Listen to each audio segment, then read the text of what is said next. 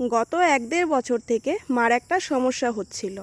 তো সেটার জন্য অপারেশন করতে হতো, আমরা সবাই জানতাম, কিন্তু প্রথমে ভেবেছিলাম যে হয়তো ওষুধ খেলে সেটা কমে যাবে, অপারেশন না করালেও চলবে। আর অপারেশন না করানোর পেছনেও আরও কারণ ছিল। এর আগেও কিন্তু মার একটা মেজর অপারেশন হয়েছে। আর এমনিতেও মা মানে খুব ভয় পায়, খুব মানে খুব। যেখানে তোমার 100% ভয় পাওয়ার কথা, সে জায়গায় মা 1%ই ভয় পেয়ে যায়। প্রায় 1 বছরের মতো ওষুধ খেয়েছিল মা, কিন্তু আর কমেনি। তো তারপর আমরা সবাই মিলে ডিসিশন নিলাম যে অপারেশনটা করিয়েই নেব। তো ডক্টরের ডেট অনুযায়ী, সময় অনুযায়ী নিয়ে মাকে এডমিট করিয়েও দিয়েছিলাম। আর আমার সাথে গিয়েছিল ছোট কাকি। তো ডাক্তারের সাথে যখন কথা হয়েছিল, উনি বলেছিলেন যে 9 তারিখে ভর্তি করিয়েছিলাম, 10 তারিখে অপারেশন করবে। তো আর রাত্রে যেহেতু একজন থাকতে দেয়, একজন অ্যালাউ করে, তো সেক্ষেত্রে কিন্তু ছোটো কাকি বাড়ি চলে আসে। মানে পরের দিন সবাই যেত, যেহেতু ওটিটা পরের দিন ছিল। হসপিটালে যাওয়ার পরপরেই কিন্তু মার একটু প্রবলেম হচ্ছিল, ভয় পাচ্ছিল, মানে প্রেশার এমনিতেই মার বেশি।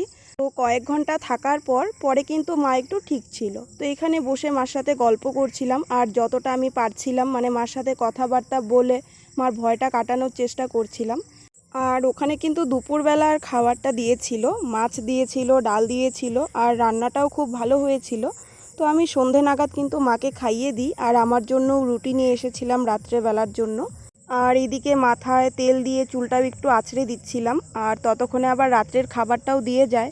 তো তারপর 8:30 নাগাদ ডক্টর আসেন, আর এসে বলেন যে ওটিটা এখনই করবেন, পরের দিন উনি থাকবেন না। তো আমিও তো রীতিমতো একটু অবাক হয়ে গিয়েছিলাম যে বাড়ি থেকে কেউ নেই, আমি একা একা কী করে করব। কিন্তু আমি যদি তখন ঘাবড়ে যেতাম তো মার অবস্থা কিন্তু আরও খারাপ হয়ে যেত। তো আমি কিন্তু সবটাই সামলে নিয়েছিলাম। তো তারপর মানে ভিডিও করব তো দূরের কথা, ফোন তো কোথায় ছিল আমি নিজেও জানি না। আর ভগবানের আশীর্বাদে কিন্তু সেদিন ওটিটাও মানে খুব ভালো হয়েছিল, কোনো সমস্যা হয়নি। মাও একদম সুস্থ ছিল, আর সময়টাও কিন্তু বেশি নেয়নি। তো তারপর সকালবেলা ছুটিও দিয়ে দিয়েছিল, আর আমার এখানে যা যা মেডিসিন নেওয়ার ছিল, যা যা টেস্ট করানোর ছিল, সেগুলো সব কিছু করিয়ে মেডিসিন নিয়ে মাকে নিয়ে কিন্তু আমি বাড়ির দিকে রওনাও দিয়ে দিয়েছিলাম।